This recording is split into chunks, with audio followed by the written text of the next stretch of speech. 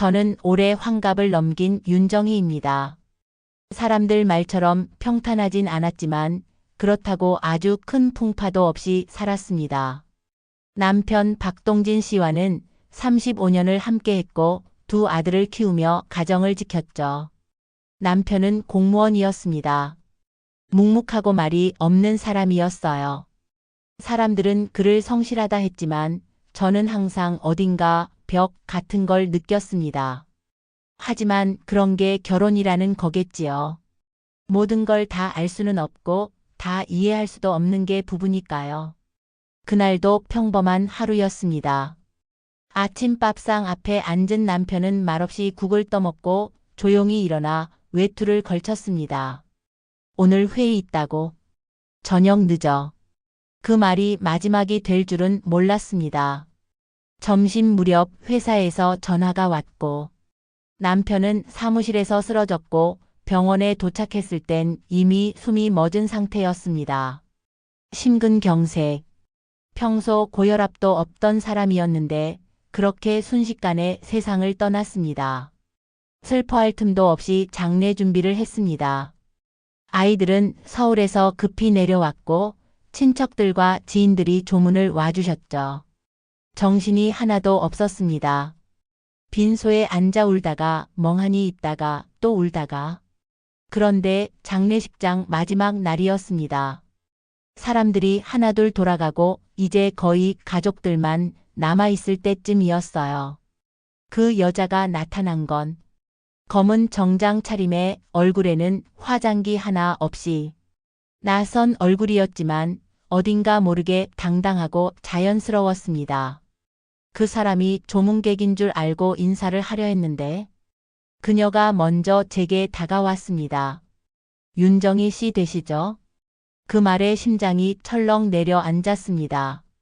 누구지? 왜 내 이름을? 누구시죠? 그녀는 깊게 고개를 숙이고 아주 작은 목소리로 말했습니다. 저 박동진 씨와 함께 지냈던 사람입니다. 17년간이요. 세상이 멈추는 느낌이었습니다. 그녀의 말은 너무도 분명했고 뻔뻔하지도 당황하지도 않았습니다. 그저 담담하게 이미 정해진 걸 말하듯이. 그 순간 아들 동우가 다가와 어머니 괜찮으세요? 하고 물었지만 저는 그저 얼어붙은 사람처럼 서 있었습니다.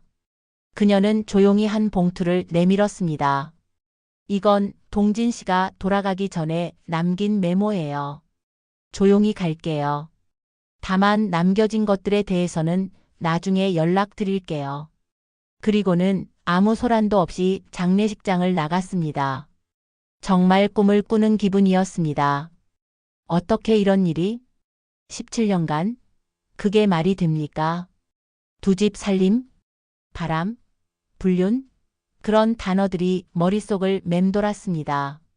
하지만 아무리 머리를 굴려봐도 딱히 떠오르는 의심이나 단서는 없었습니다. 그저 너무나 조용히 성실하게 살던 사람이었기에 슬픔도 모자라서 이제는 분노가 밀려오기 시작했습니다. 그럼 지금까지의 내 인생은 뭐였을까요? 그 사람 하나만 믿고 살아온 시간, 경제권을 쥔 사람에게 맞춰 살고 아이들 키우느라 뒷바라지하고 그러다 보니 제 이름으로 된 것도 하나 없고 친구도 끊기고 제 꿈도 없어진 채 살아왔는데 그 사람이 다른 사람과 17년을 함께 살았다니. 빈소 한켠에 앉아있던 둘째 동현이가 말했습니다. 엄마, 저 여자 그냥 이상한 사람일 수도 있어. 아빠랑 무슨 사이였는지 아직 모르는 거잖아. 하지만 저는 그 봉투 속 메모를 열어보기 전에도 느꼈습니다. 이건 사고가 아니라 생활이었구나. 이 사람, 내 남편이라는 사람은 평생 내 옆에 있었던 것 같지만 정작 나하고는 딴 세상에 살았던 거구나. 장례가 끝나고 조용한 집으로 돌아왔습니다. 사진 속 남편이 웃고 있는 모습을 보는데 참 낯설었습니다. 이제 남은 건 그 여자가 말한 남겨진 것들이겠지요. 그게 유산인지 아이인지 아니면 그냥 기억인지. 하지만 저는 이미 알아버렸습니다. 이 사람의 죽음은 끝이 아니라 시작이라는 걸요. 장례식이 끝나고 일주일쯤 지났을까요? 아직도 남편 박동진 씨가 죽었다는 사실이 믿기지 않던 때였습니다.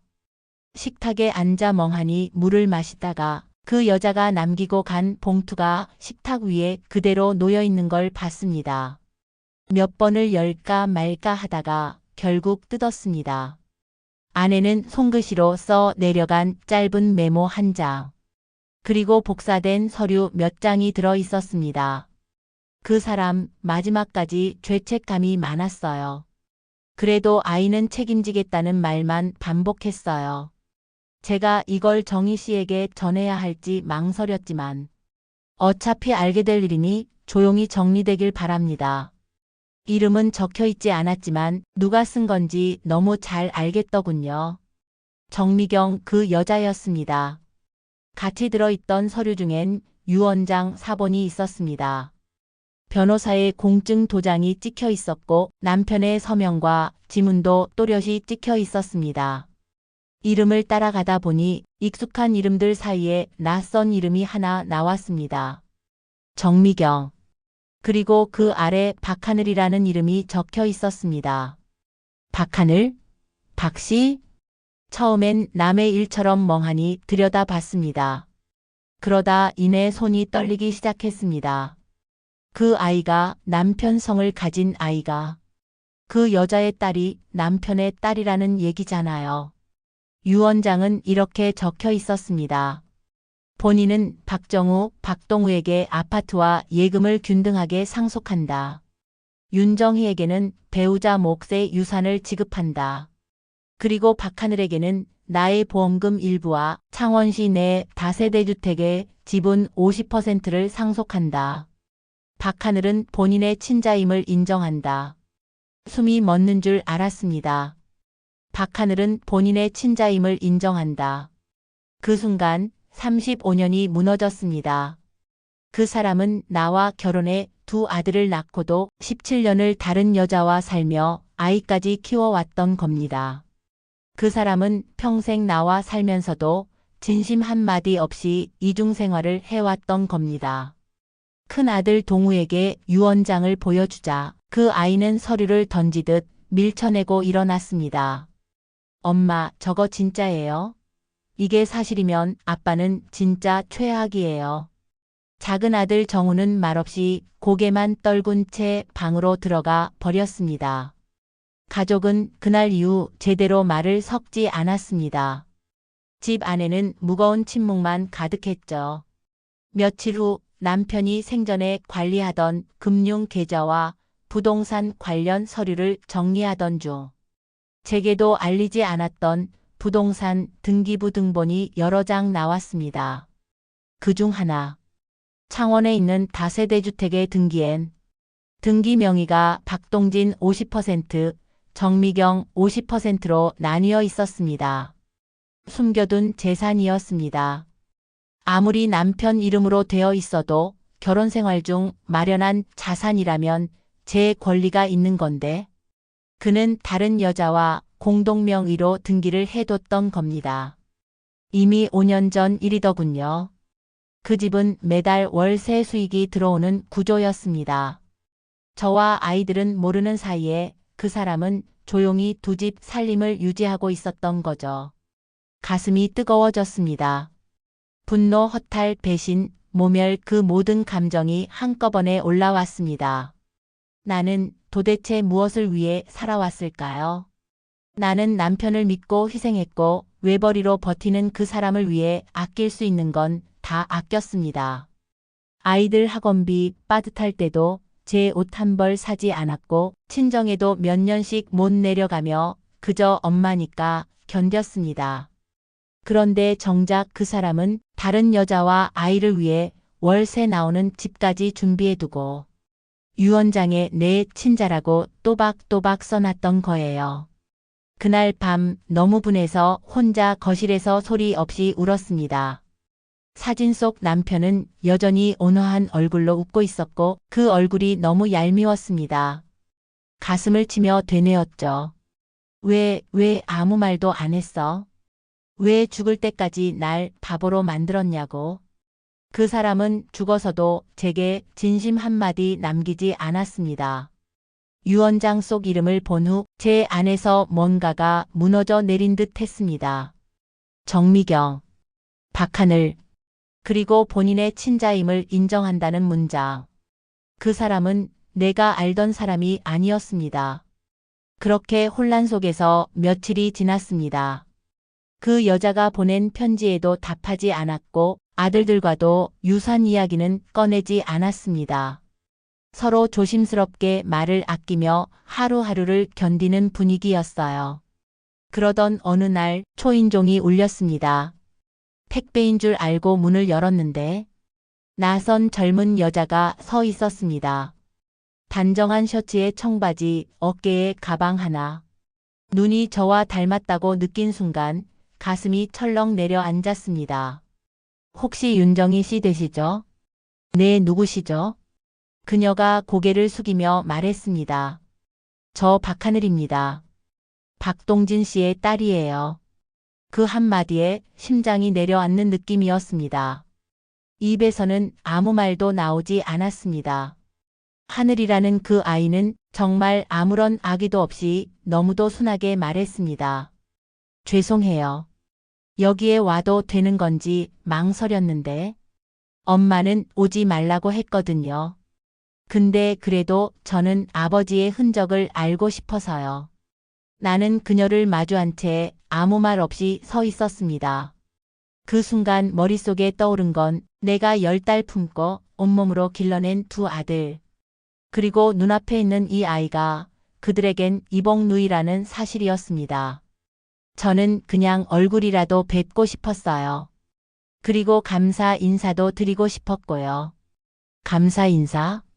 제가 의아하게 묻자 하늘이는 말했습니다. 저 사실 대학 등록금도 아버지가 도와주셨어요. 엄마는 경제적으로 여유가 없었는데 아버지가 매달 보내주셨거든요. 그게 다 어머님이 허락하셨다고 생각했어요. 몰랐어요. 어머니께선 이 사실을 모르셨다는 걸. 순간 울컥했지만 참았습니다. 울면 지는 것 같아서요. 화가 난 것도 슬픈 것도 아닌 그냥 너무 서글펐습니다. 그 사람은 나 몰래 매달 돈을 보내고 아이 대학까지 챙기고 그러면서 나에겐 가게가 빠듯하다는 핑계를 댔습니다. 왜 지금 온 거니? 아버지가 돌아가시고 나서야 알았어요. 그분이 얼마나 외롭게 살았는지, 두 집 사이에서 얼마나 애썼는지. 애썼다고? 누가? 제 목소리가 조금 올라갔습니다. 하늘이는 당황한 듯 고개를 숙였습니다. 미안해요. 그런 뜻이 아니었어요. 돌아가신 분 욕하고 싶진 않지만 그 사람이 그렇게 살 수 있었던 건 내가 아무것도 몰랐기 때문이야. 내가 바보처럼 믿었기 때문이고. 하늘이는 고개를 숙인 채 아무 말도 하지 않았습니다. 그 순간 저는 복잡한 감정에 휩싸였습니다. 미운 건 박동진이었고 얄미운 건 정미경이었습니다. 하지만 눈앞에 이 아이는 그 누구도 탓할 수 없는 그저 상황의 희생자처럼 보였습니다. 그 아이가 돌아간 후 저는 앨범을 꺼냈습니다. 우리 가족의 사진 속에 언제나 웃고 있던 박동진. 그 사람은 내게 가족이었고 아이들에겐 아버지였지만 어쩌면 정미경과 박하늘에게도 똑같은 사람이었겠죠. 그런데 그게 더 괘씸했습니다. 왜 다 줄 수 있었을까? 왜 나에게만 아무 말도 아무 진심도 없었을까? 며칠 후 변호사 사무실에서 연락이 왔습니다. 박하늘 씨 측에서 유언장 내용대로 상속 절차를 진행하고 싶다고 합니다. 그날 저녁 저는 처음으로 아이들에게 유언장 내용을 제대로 설명했습니다. 큰 아들 동우는 말없이 고개를 끄덕였고 둘째 정우는 펑펑 울었습니다. 엄마, 우린 바보였던 거죠? 그 사람 하나 믿고 산 가족이었는데. 저는 조용히 아들들의 손을 잡았습니다. 우린 바보가 아니야. 사람을 믿는 건 바보라서가 아니고 가족이라서 그런 거야. 하지만 이제는 알아야 해. 이게 우리가 앞으로 살아야 할 현실이라는 걸. 이제 저는 박동진이라는 사람의 그림자 속에서 한 발짝씩 빠져나오고 있습니다. 하지만 아직도 밤이면 생각이 납니다. 그가 정말 날 사랑한 적은 있었을까? 그 여자와의 17년이 나보다 소중했던 걸까? 그 모든 시간을 난 왜 몰랐을까?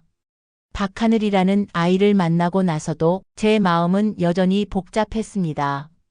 이 아이를 미워하고 싶지 않았지만 그렇다고 쉽게 용서가 되는 것도 아니었어요. 그 아이는 죄가 없다고 머리로는 이해했지만 가슴은 따라주지 않더군요. 어떤 날은 눈물도 나오지 않을 만큼 속이 비어버렸습니다. 어떤 날은 괜히 그 사람의 사진을 바라보다 울컥했고요. 그러던 어느 날 작은 택배 상자가 하나 도착했습니다. 보낸 사람은 정미경. 상자를 열자 A4 용지 몇 장과 얇은 노트 하나, 그리고 사진 한 장이 들어 있었습니다. 편지는 또박또박 손글씨로 써 있었습니다. 그녀는 말미에 이렇게 적고 있었습니다. 이제는 제 입으로도 전해야 할 것 같아서요. 당신께서 알고 있는 모든 이야기, 그 이면의 이야기를요. 동진 씨를 처음 만난 건 제 나이 37이었습니다. 저는 이혼 후 혼자 아이를 키우고 있었고 남편이라는 사람은 양육비 한 푼 주지 않았죠. 처음엔 그냥 도움받는 관계였습니다. 그는 당신 이야기를 자주 했어요. 아내는 고생이 많고 자식들에겐 헌신적인 사람이라고. 저는 그런 동진 씨가 솔직히 부담스러웠습니다. 너무 완벽한 가장처럼 말했거든요. 하지만 시간이 지나면서 알게 됐어요. 그도 외롭고 외면당하고 있다는 걸요.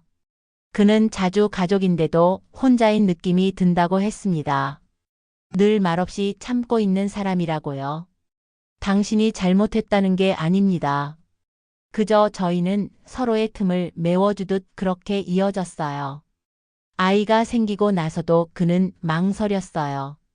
당신께는 말 못한다고 죄책감에 매일 괴로워했어요.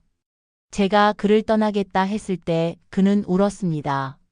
한 번도 그렇게 우는 걸 본 적 없었는데 제발 아이만은 책임지게 해달라고 했어요. 그래서 저는 그와 함께하지 않기로 했습니다. 하지만 그는 그 이후에도 매달 아이에게 편지를 썼고 작은 통장에 돈을 모으며 아이의 이름으로 월세를 정리했습니다. 편지를 다 읽고 나서도 한참을 가만히 있었습니다. 분명 저는 피해자입니다. 그 사람의 이중생활에 철저히 속아 살아온 사람이니까요. 하지만 정미경의 편지를 읽으며 문득 이런 생각이 들었습니다. 그 사람도 외로웠을까?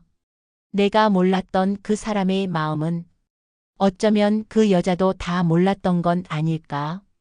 그가 잘했다는 게 아닙니다. 그의 선택은 분명 이기적이고 무책임했어요. 하지만 이제 와서 원망만 하고 살기엔 제 남은 인생이 너무 아까웠습니다. 그 사람은 각오 없습니다. 책임도 사과도 없이 떠났습니다. 이제 남은 건 그 사람의 그림자와 함께 살아가야 하는 나 자신뿐입니다. 며칠 후 저는 박하늘에게 짧은 편지를 썼습니다. 나는 아직 널 받아들일 준비가 되지 않았다. 하지만 네가 잘못한 게 아니라는 건 안다. 시간이 조금 필요하다. 그때까지는 내 가족을, 나 자신을 먼저 돌볼 생각이다. 그리고 편지 끝엔 이렇게 덧붙였습니다. 내 아버지가 어떤 사람인지 지금보다 더 정확히 말해줄 수 있는 사람은 아마 나일 거다.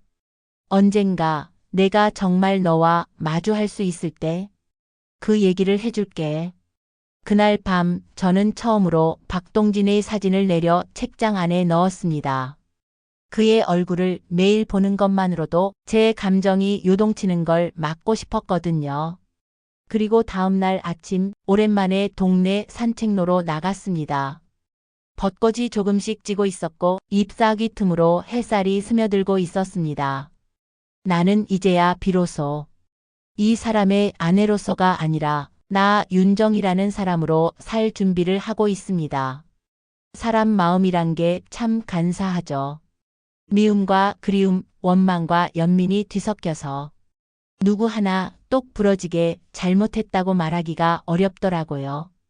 그래서 전 이제 그 모든 마음을 안고 내 인생을 다시 걸어보려고 해요. 어차피 남은 시간은 나를 위해 살아야 하니까요.